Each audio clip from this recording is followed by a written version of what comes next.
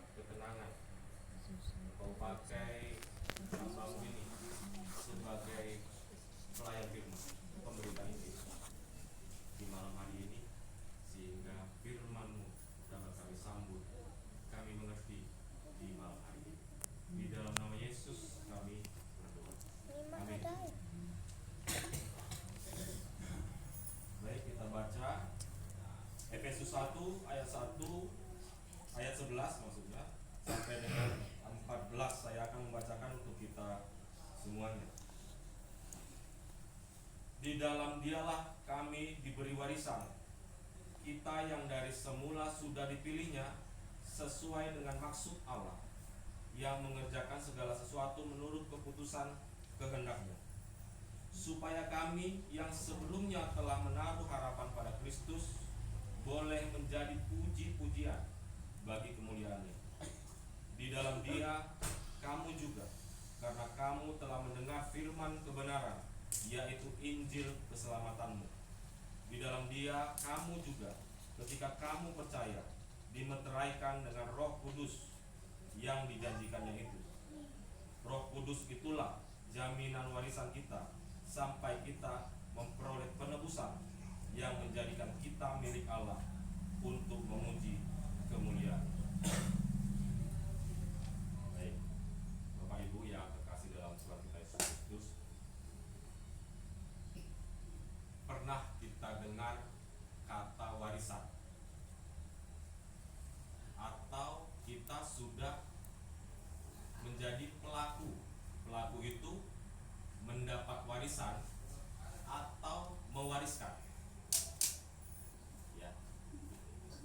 Jadi ada dua sisi, kita yang mendapat warisan atau kita yang memberikan warisan. Ayat malam hari ini membicarakan ini.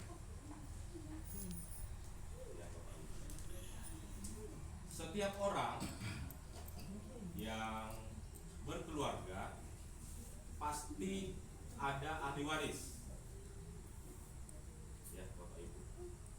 Ketika seorang laki-laki menikah dengan perempuan, begitu sebaliknya, pasangannya itu adalah waris. Ya, jadi jangan kita memikirkan bahwa anak itu yang waris. Bukan hanya itu ya. Jadi pasangan kita itu waris. Kita mesti ingat. Dan itu memang ada di dalam hukum. Ya, hukum perdata kita menuliskan itu. Begitu kita menikah, kita sudah ada waris. Apalagi kita punya anak. Jadi waris kita adalah pasangan kita dan anak-anak. Apa yang dimaksud waris, Bapak Ibu? Ini ya. Apa sih waris itu? Di ayat 11 itu ya, di dalam Dialah kami diberi warisan. Apa ini warisan? Di dalam teks asli Perjanjian Baru, bahasa Yunani koine, Bapak Ibu, saya selalu membawakan teks asli Bapak Ibu di dalam khotbah-khotbah saya, agar apa? Kita itu familiar dengan teks asli. Jadi memang kita mungkin sedari kecil pakai Bible, bahasa Batak atau bahasa Indonesia. Kita jarang mendengar teks asli. Ya, orang-orang kita suku Batak ini jarang. Yang mendengar teks asli itu ya orang-orang STP, sekolah Alkitab, sekolah pendeta, itu katanya. Tetapi bagi gerakan saat ini, bahwa orang-orang misi STT itu harus membuat teks-teks Alkitab itu, teks aslinya itu familiar ke jemaat.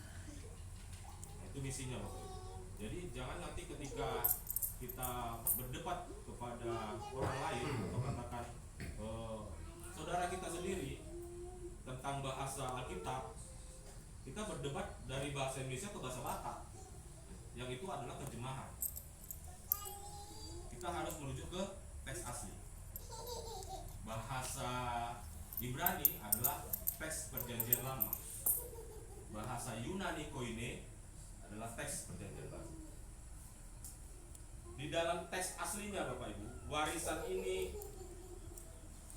dalam bahasa Yunani ekoerotemen, artinya mendapat bagian.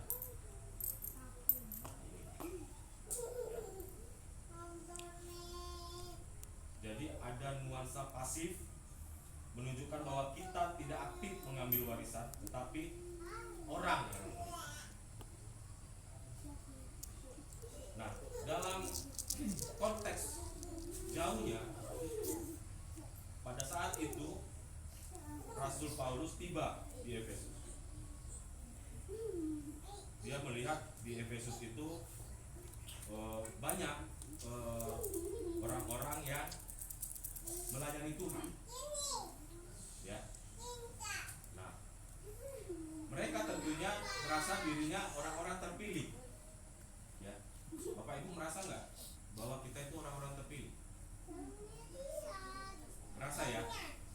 Epistel tadi yang dibacakan Bapak Ketua kita itu bahwa orang-orang terpilih itu mendapatkan berkat rohani di dalam surga. Ya.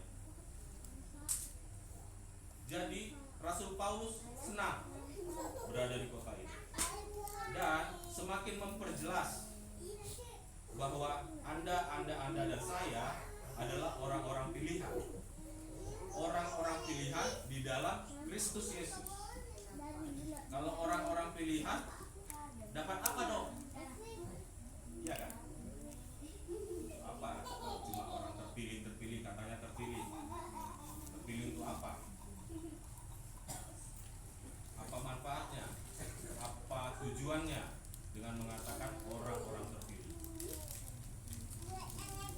Di dalam bacaan kita pada malam hari ini, yang dimaksud itu adalah orang-orang terpilih yang mendapat warisan.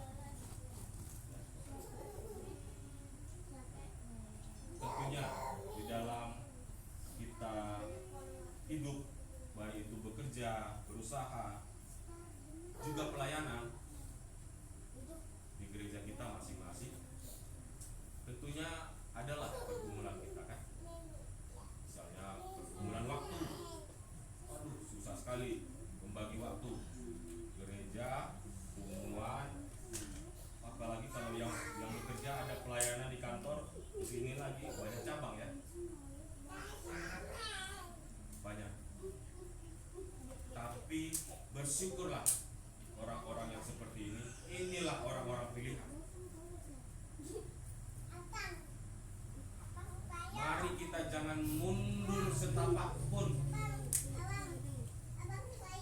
untuk pelayanan. Dan bila kita berada dalam satu umuan, kita ditugaskan sebagai apa? Fungsionaris, mendapat pergumulan. Jangan kita mundur setapak pun, karena Anda orang pilihan. Betul ya? Kita memilih orang itu untuk menjadi fungsionaris di organisasi kita, di hubungan kita. Ada orang pilihan. Jangan mundur. Begitu juga di gereja. Terpilih menjadi sintua, menjadi badan komisi ini, pelayan ini, sekolah minggu, pelayanan kosong, dapat pergumulan, omong sana omong sini, viral di gereja. Terus kita bersembunyi, dalam tanda kutip bersembunyi, tidak muncul di permukaan, sehingga orang bisi-bisi, mana si ini, mana si ini, amang si ini, Ina ini, mana ya? Mari flashback, bawa kembali pikiran kita, memori kita ke zaman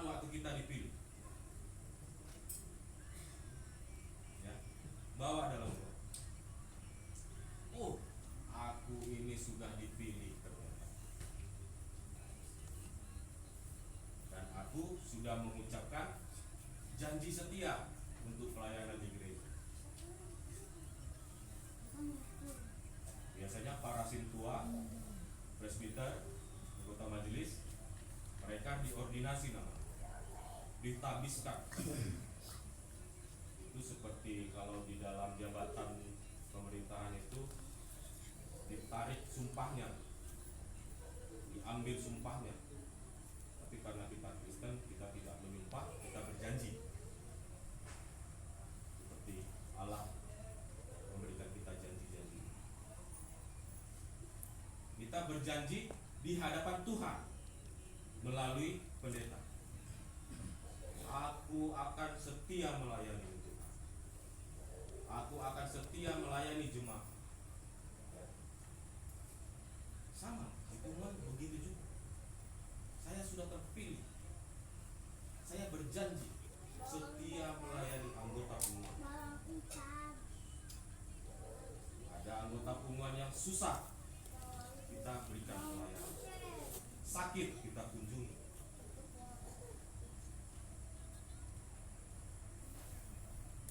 Namun, mari kita jangan fokus kepada fungsionaris kita. Masing-masing kita mendapat bagian anggota pengumuman. Itu tugas pengurus lah, ya kan? Aku anggota biasa.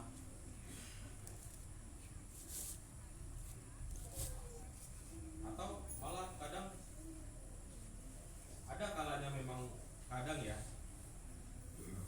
di benak para pengurus kadang gak usah dulu merepotkan anggota pengumuman. Mari kita dulu pengurus yang menyelesaikan. Kalau sudah tidak bisa, mari kita libatkan. Gitu ya. Ada ya, aman kedua ya. Itu rahasia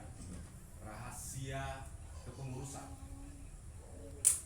Itu nggak kita sembunyikan. Di mana-mana juga begitu. Rahasia umum. Tapi baiklah kita anggota berpartisipasi aktif.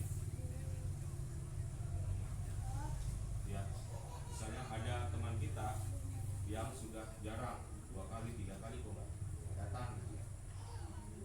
Baiklah kita menanyakan kabarnya atau malah kita kunjungi.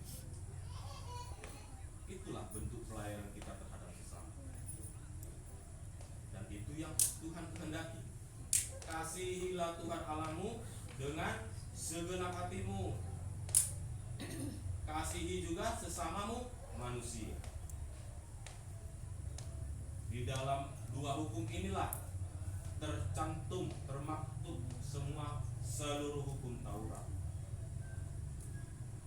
Hukum Taurat itu ada 631 loh. Kalau yang 10 perintah itu garis besarnya. Dari 1 sampai 5 itu kasihi Tuhan, 6 sampai 10 itu kasih sesama. Tapi kalau dijabarkan kepada agama Yahudi itu jadi 631 hukum yang tidak akan bisa kita lakukan.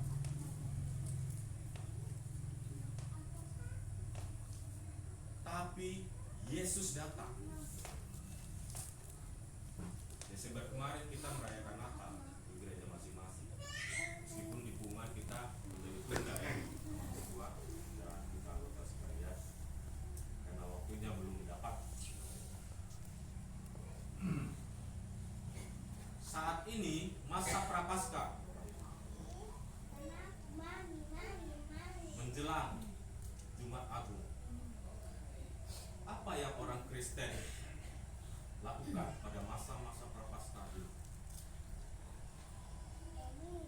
Ini masa perenungan. Bahkan pembacaan Alkitab pada malam hari mau merenungkan, mengajak kita kembali merenung. Apakah aku benar orang pilihan dan mendapat warisan keselamatan itu.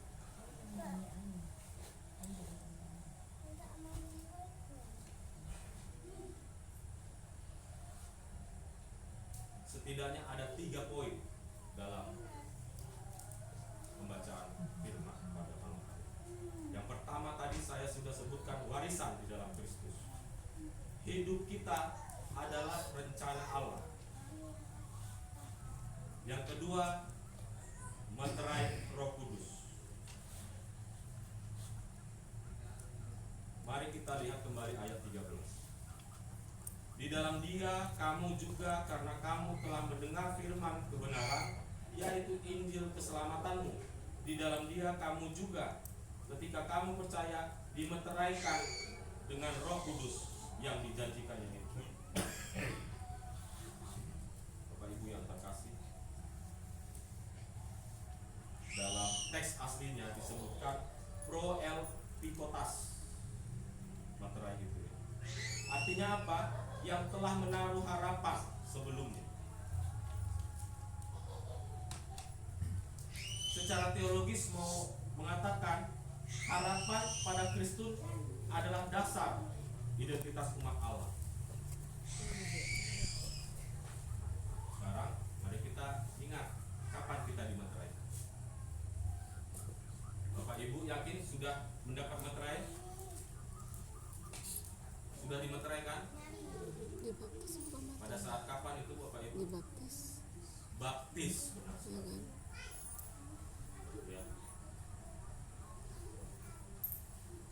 Iman Kristen Protestan,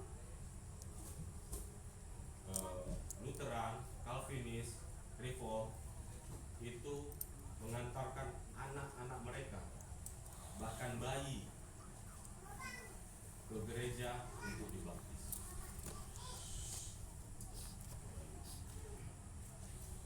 Bukan maksud apa-apa.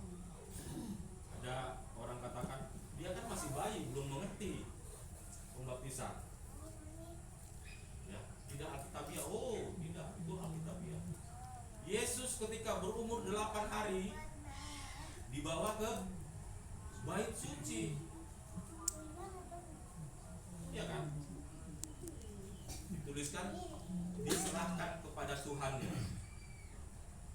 Yesus punya Tuhan. Nah, iya, dia masih bayi itu.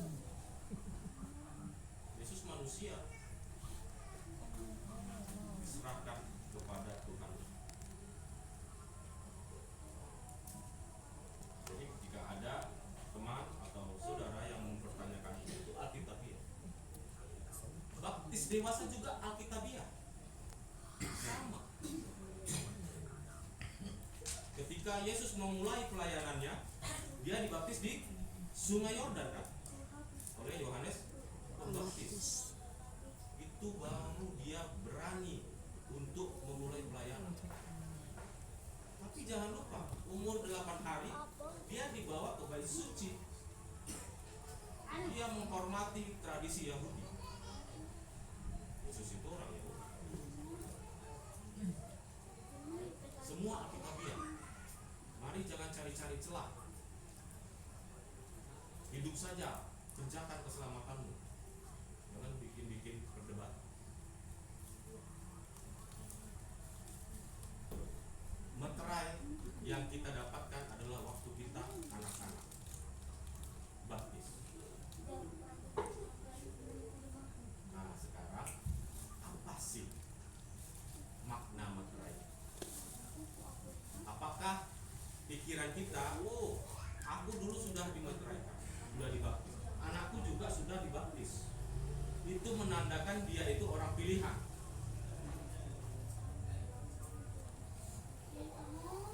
Itu ya Bapak Ibu, dalam pikiran kita ya. Ya, benar. Dia orang pilihan. Dia orang pilihan yang akan mendapatkan warisan keselamatan. Jadi kalau ada anak bayi, jangan tunda-tunda. Kalau udah bisa dibaptis, serahkan. Karena kita orang tua ini, aduh tunggulah, belum apa, aku belum jadi warga gereja sini ya. Ya kan? Aku masih terdaftar di sana, tapi aku bergereja di sini. Kadang-kadang ada ya seperti itu. Kondisi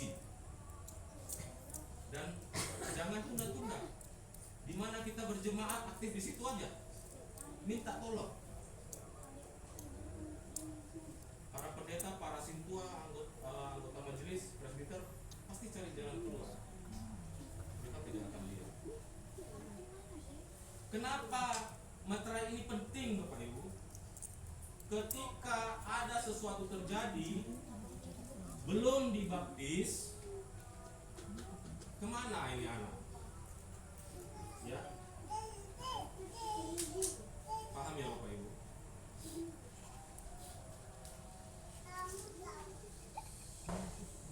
Kata jeleknya begini, waktu dilahirkan sehat, kemudian anak ini berapa bulan sakit,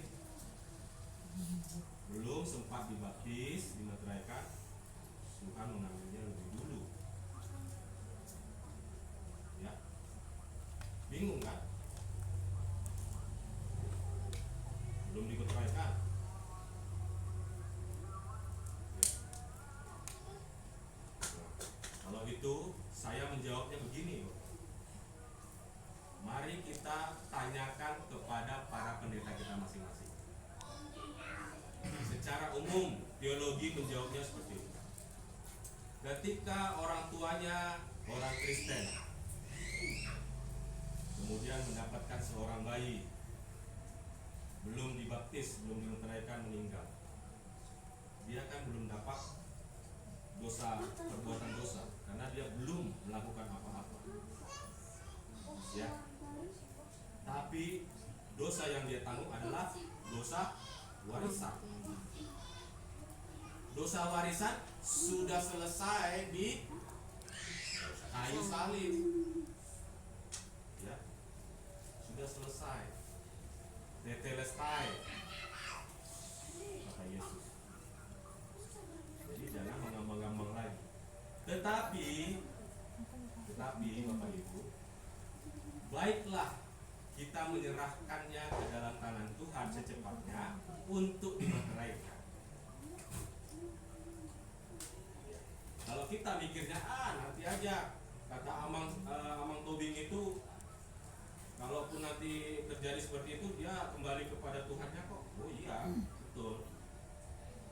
Tetapi Tuhan kan tahu hatimu yang menahan-nahan bayimu itu dibaptis. Ya, Tuhan maha tahu, dia maha adil.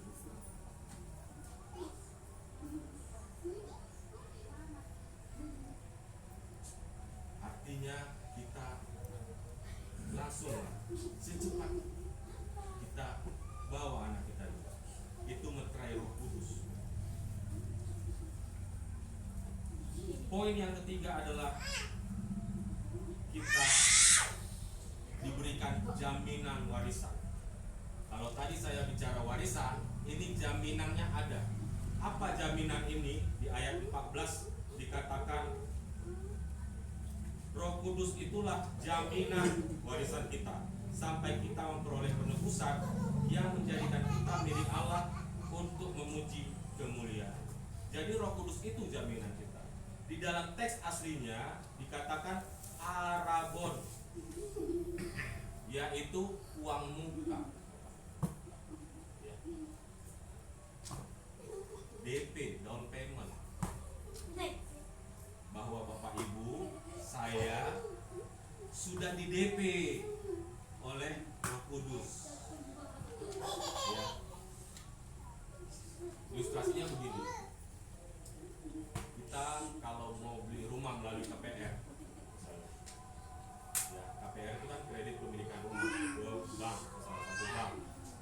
Nah, kita kan nggak 100% dapat kredit dari bank. Ya kan? Misalnya kita mau beli sepeda motor secara kredit, mobil, kita nggak 100% dapatkan kredit, tapi kita berikan uang muka. Ya. Itu dia. Uang muka itu akan diteruskan melalui kredit dan akan dilunaskan dalam tempo yang tertentu. Nah, kita sudah diberikan uang muka itu oleh Allah di dalam Roh Kudus. Sedang berjalan sewaktu kita hidup.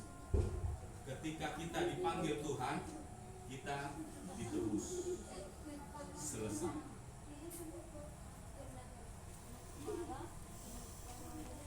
Ya. Jadi ada mungkin kita berpikiran seperti ini. Aku kan sudah menjadi orang pilihan. Aku sudah dijamin, dari down payment aku sudah diberikan uang muka.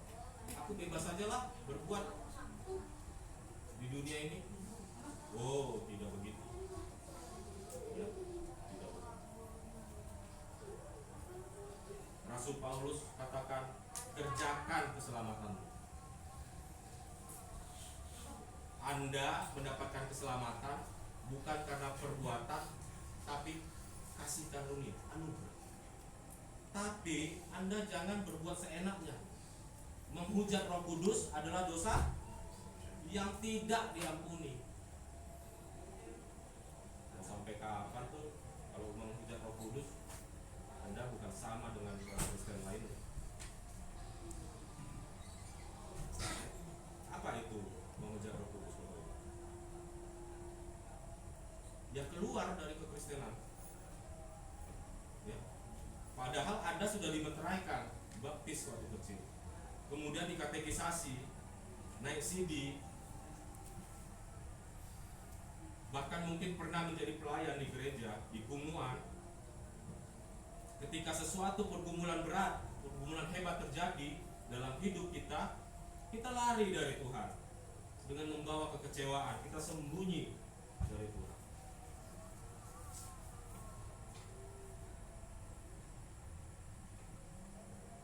Makanya saya katakan, ketika kita mendapatkan pergumulan, jangan mundur setapakmu. Setia, kerjakan. Tuhan yang menghitung perbuatan kita. Ketika Adam bersembunyi di Taman Eden, sesaat setelah dia memakan buah itu, apa Tuhan katakan? Di manakah engkau, Adam? Bukan karena Allah nggak tahu Adam itu di mana, tapi dia mau meminta kejujuran Adam. Karena dia bersembunyi kan, dia tahu bahwa dirinya telanjang, berdosa artinya. Kita begitu juga. Kita tahu, kita sadar diri kita berdosa, tapi kita malah jauh.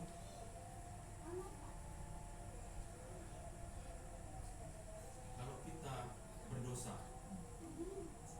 datang kepada Tuhan. Tuhan gak mau cari orang yang suci, tidak. Dia datang turun, lahir untuk orang berdosa. Saya, Bapak Ibu sekalian. Kalau orang suci dia gak turun, dia gak lahir. Ya kan?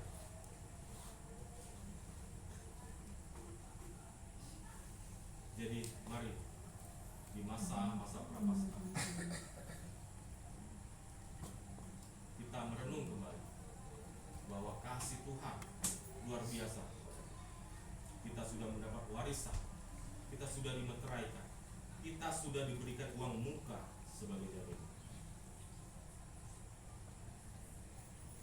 Di pengumuman kita PPGM, mari kita merasa kita berharga di mata pengumuman ini. Pengurus begitu, anggota juga, supaya hubungan kita semakin sulit, bersatu, persaudaraan yang rukun. Apapun masalah di hubungan kita berhasil menghadapi, tentunya dengan damai sejahtera.